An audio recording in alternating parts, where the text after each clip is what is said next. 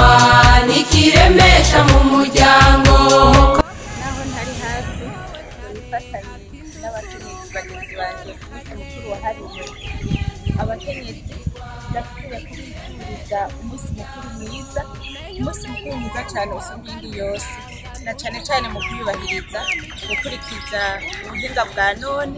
Umukenyezi ahari hose agerageze arondere ico cyose cyotuma iterambere ry'umukenyezi ryamamara mu gihugu, imiryango, ndetse ahari hose umurundikazi agume yubahirije ibikorwa bye.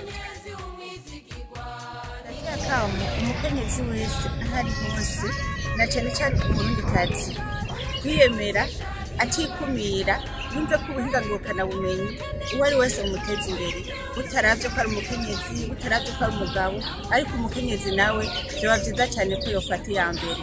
Bizotuma bimufasha kwiteza imbere no guteza imbere igihugu ciwe camwibarutse, niyasesangura akamaro kose kavuye ku buhinga ngurukanabumenyi. Ndasubiye rero kwifuriza umunsi mukuru mwiza.